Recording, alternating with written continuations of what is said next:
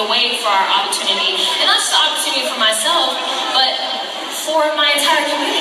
You know what I'm saying? Like, as a black woman, as a light-skinned black woman, that's important that I say, listen, I'm using my privilege and my platform to show you how much beauty there is in the African-American community, how much more. Because, you know, I always find it weird that Hollywood, I mean, I wish you guys could be in these meetings, but Hollywood, Hollywood's, I guess you could say, acceptable version of a black girl, and that has to change. You know what I mean? We're vastly too beautiful and too interesting for me to just be the only representation of that. You know, so you're preaching, right? But what I'm saying is about creating those opportunities. Sometimes you have to create the path, and that's with anything, whether it be Hollywood, art, whatever. Sometimes you just got to create your own. Welcome, ladies and gentlemen, to another edition of Seen Beyond and Through with Monty. Right before you is the actress, singer, dancer, Zendaya. And I want to talk about Zendaya because she said some things that I found to be very troubling. I'm not sure if she was trying to be helpful, but I found it to be the opposite. And to be honest with you guys, I can spot BS a mile away. And with this actress right here, my bullshit detector did go off. And I'm going to tell you why. But to give you a little backdrop on Zendaya, well, basically the incident is this here. Zendaya Coleman has called out Hollywood's beauty standards. The 21-year-old actress, she's 24 now. She said that she's the industry's acceptable version of a black girl. Speaking at the, Beauty Con festival, she said colorism within the beauty and entertainment industry needs to end. As a light-skinned black woman, it's important that using my platform to show you how much beauty there is in the African community, she said. Now, this particular interview was given a few years back. She's 24 now, so 3 years ago. But from what I understand, what I've read about her and listened to her, this is still her mentality today. She still believes this. So I want you to listen to this interview and pay close attention. The opportunities are there. We will pave the way for our opportunity. And not just the opportunity for myself, but for my entire community. You know what I'm saying? Like, as a black woman, as a light-skinned black woman, that's important that I say, listen, I'm using my privilege and my platform to show you how much beauty there is in the African-American community, how much more. Because, you know, I always find it weird that Hollywood, I mean, I wish you guys could be in these meetings, but Hollywood's, I guess you could say, acceptable version of a black girl, and that has to change. You know what I mean?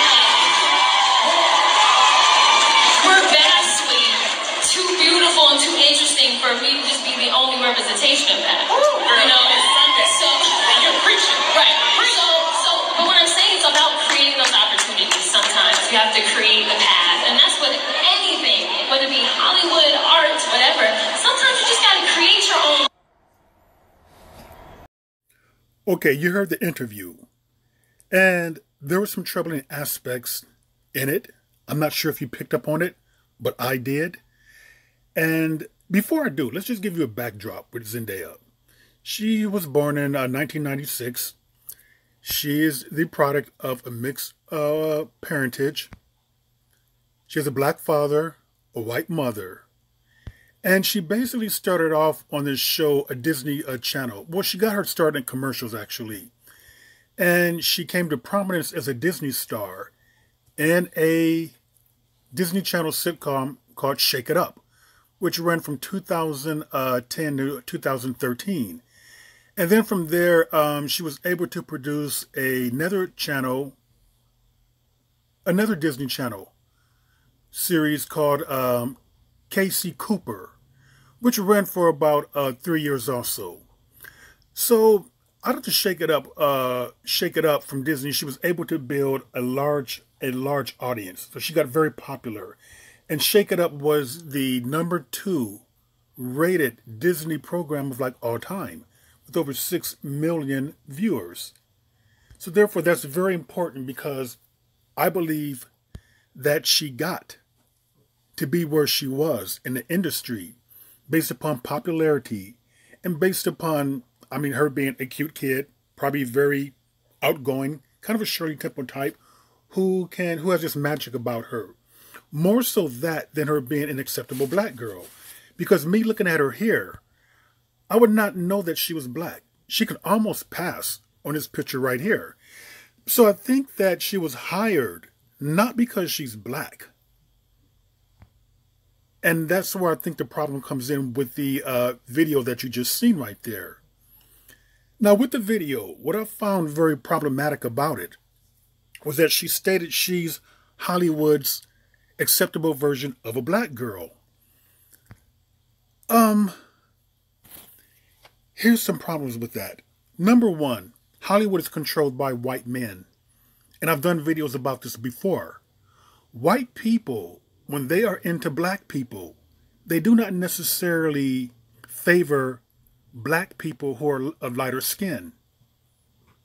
Yes, you heard that right. White people tend to have a different mindset when it comes to color. Keep in mind that colorism is a caste system within the black community where people of lighter tone or skin shades are treated better or given privilege. Zendaya would definitely have colorism within the black community, but taken out of the black community into the white community, the colorism aspect would disappear rapidly. It would not necessarily be in her favor. And she's forgetting that we have legends who are dark-skinned black women. Viola Davis, legendary, been a working actress for over 20 years. Angela Bassett, legendary, dark-skinned actress, been working for over 20 years also. We have Gabby Union, a very successful black actress. Megan Good, very successful. We have Issa Rae, who is getting all type of projects, up and running. She's getting many projects greenlit. So she's not biracial. None of these past women that you've seen are biracial. So what is Zendaya talking about that she's Hollywood's acceptable version of a black girl? I'm going to explain that to you. Gabby Sidibe, dark-skinned black girl, making a name for herself. She's been working steadily since Precious 2011. Kerry Washington, been steadily working for over 20 years. Made it big in Shonda Rhimes' TV drama series. At The President's Mistress, it slips my name at the moment. Regina King, Oscar winner. She is right now probably the hottest black actress in Hollywood. In multiple Emmy winners. In fact, Zendaya was in a category with her and lost. Oscar winner at that. Hollywood's top black actress, and she's like 20 years older than Zendaya. But she's probably the #1 black actress in Hollywood at the moment. Zendaya isn't. Octavia Spencer did her thing, won an Academy Award. Monique won an Academy Award. We have a whole list of black actresses who are dark-skinned, who Hollywood has accepted, who are acclaimed actresses. And speaking of acclaimed, who is more legendary than Cicely Tyson? We're talking about a career that spanned 60 years. Dark-skinned actress. Hollywood didn't have a problem with her. See, keep in mind, when dark-skinned people or black people are put within the white community and they're in control, they're going to experience racism, but not necessarily colorism. If Hollywood was in control, let's say by black people, let's say Tyler Perry, who tends to favor actors who are of lighter tone, then it would shift. So basically, I have no idea what Zendaya is talking about. Actually, let me take that back. I do have an idea of what Zendaya is talking about. Cicely Tyson, you deserve 2 pictures up there, even 3. What Zendaya is talking about, in my opinion, she's speaking of a typical brainwashed, delusional version of how some biracial people are. What has happened with Zendaya is very typical of many biracials who have a black parent. And what this black parent has done is that he has blown her head up. Her head is big. She has somewhat of an ego, or I should say, that too. She does have that. And she also has a superiority complex where she believes that her light skin is superior. And she believes that she's Hollywood's it girl. She's a token version, pretty much as to what the elites want in a black girl to look like. It's her. So therefore, she believes that it's her, which she stated in that video that you've seen right there, that she's Hollywood's acceptable version of a black girl. If she truly believes that, then where did she get that from? She got that from her black father. No doubt. So she has this savior complex that it's up to her to somehow go about and go out and save the black actresses. And let me mention another thing about this too. There are many young actresses who are under the age of 30 who are black, who have an even more decorated, I would say, resume than what Zendaya has. And I will show you. 20 black actresses under 30 you need to watch.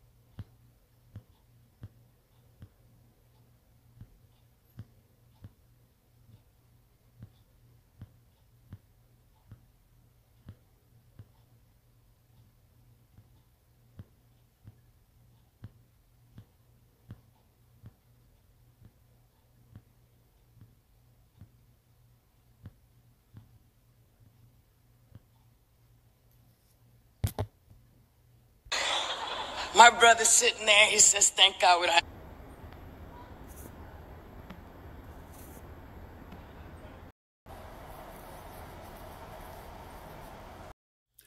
And keep in mind, there are plenty of light-skinned actresses. Karrueche Tran. Here's another one here. Vanessa Williams. Nicole Ari Parker. Who are just as light as Zendaya. Who definitely are lighter than the Violas. The Kerry Washingtons. The Angela Bassett's. The Gabourey Sidibe's. They have not made it big. I mean, they've been in Hollywood a lot longer than Zendaya has. Why aren't they superstars?